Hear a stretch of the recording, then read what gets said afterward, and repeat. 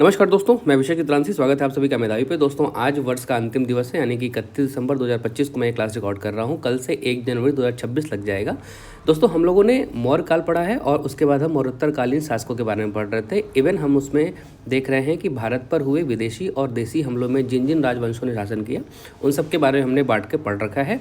और आज हम मौर्योत्तरकालीन आर्थिक और सामाजिक जीवन के बारे में पढ़ेंगे, जो कि डिस्कस होने वाला है ढंग से। और इस पर हम जो चर्चा का विषय रहेगा हमारा, वो रोम साम्राज्य रहेगा। रोम से व्यापार करते समय, और उसमें चीन की गतिविधियाँ देखेंगे, हम श्रेणियों की भूमिका देखेंगे, सिक्कों की भूमिका देखेंगे, दक्षिण पूर्व एशियाई व्यापार देखेंगे, नगरों की भूमिका भी देखेंगे। और इन सबको हम कवर करते चलेंगे। क्योंकि क्लास थोड़ी सी ज़्यादा बड़ी होने वाली है, तो आप ध्यान रखेंगे कि इसमें कोई भी चीज़ आपसे छूटे ना। तो ध्यान रखिएगा, इसमें हर चीज़ को हम कवर करते चलेंगे। और क्योंकि आपको डायरेक्ट एग्जामिनेशन में इससे क्वेश्चन मिलने वाले हैं, तो निर्यात के रूप में हम सूती वस्त्र देखते हैं, मलमल देखते हैं, हाथी का दांत देखते हैं, मसाले देखते हैं जिसमें काली मिर्च मुख्य रूप से रहता है और इसको यवनप्री कहा जाता है, कछुए की खोपड़ी जिसको करपरक्रिप्स भी कहा जाता है, मोती को कोलवी, और कोरकई जो है ना, ये पांड्यों की राजधानी भी थी। ठीक है। और यहाँ पर कीमती पत्थर, साथ में धातुएं, जैसे कि सतपुड़ा रेंज में इसे सोर्डोनिक्स कहा जाता था, वहाँ से मिलती थी। आयात हम क्या करते थे उस समय की, मीठी मदिरा करते थे। एरेंटाइन मृदभांड, यानी कि जो लाल रंग का होता था उसे एरेंटाइन मृदभांड कहते थे। काला और लाल जो मृदभांड था वो ऋग्वेद में इसकी चर्चा मिलती है। चित्रित धूसर मृदभांड जो मिलती है वो लेटर वैदिक में मिलती है। उत्तर काला पालिशदार ये महाजनपद काल में मिलती है। साथ ही जो एरेंटाइन है वो लेटर महाजनपद काल में इसे हम आयात किया करते थे। कांच, कटोरे, सुराहियाँ, प्लेट्स और दीपक जैसी जो चीज़ें हैं, ये सब कहाँ से मिली हैं हमें? पांडिचेरी की खुदाई से सब प्राप्त हुई हैं। रोमन स्वर्ण सिक्के जिसे सेस्टर्स कहा जाता था, नीरो, टाइबेरियस, ऑगस्टस, कॉन्स्टेंटाइन का मतलब आप समझ रहे हैं ना, कॉन्स्टेंटाइन के साम्राज्यों में इसको कुस्तुनतुनिया कहा जाता था। कुस्तुनतुनिया जो कि तुर्की के पास बॉर्डर का क्षेत्र हुआ करता था।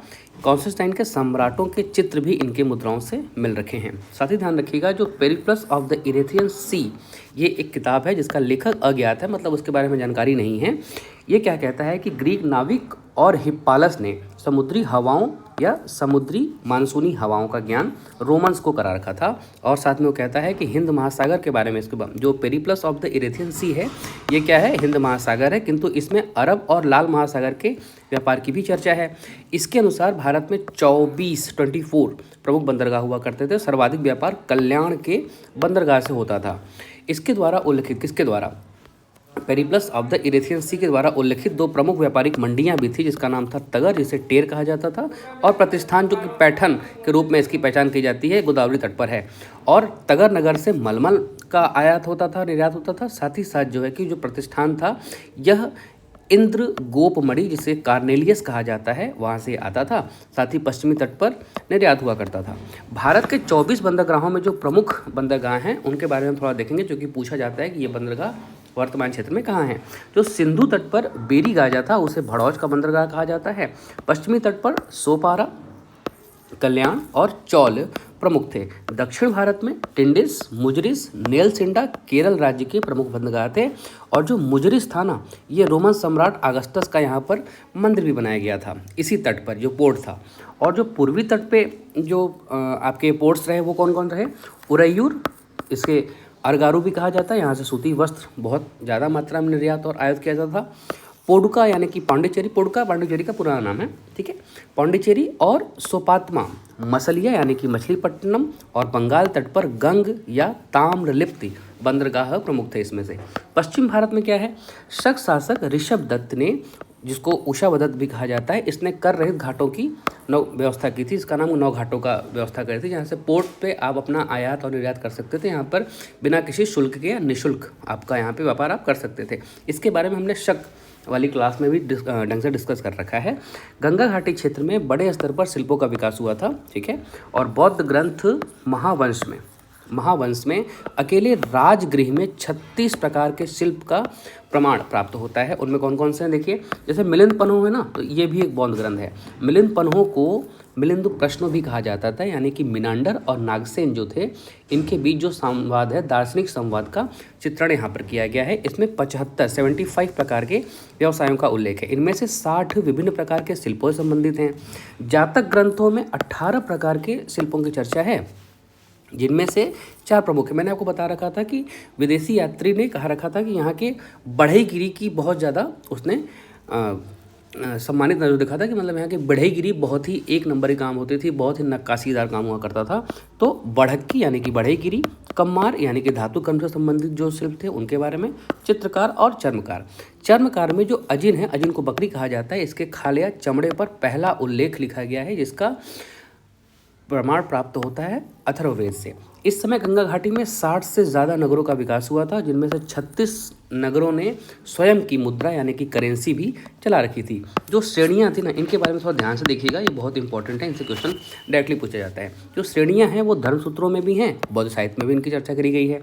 संस्था जो थी वो एक ही प्रकार के व्यवसाय करने वाले की संस्था, जैसे अब शिक्षक वर्ग है तो वो शिक्षक संस्था कही जाएगी, व्यापारिक वर्ग है तो उसे व्यापारिक संस्था कहा जाएगा। वैसे ही जो पूग थी वो नगरीय संस्था हुआ करती थी, कुल जो थी वो पारिवारिक संस्था, जो कि आज भी आप देखेंगे कुल परिवार की बात जब हम कर रहे होते हैं तो कुल का नाम लेते हैं। श्रेणियाँ जो हैं कच्चा माल उत्पादन करती थी, वितरण करती थी और वित्त की व्यवस्था भी करती थी। श्रेणियाँ श्रेष्ठी या सेठी या सेठ कहा जाता है, ठीक है। इन्हें मतलब ये अलग अलग भागों में विभाजित थी।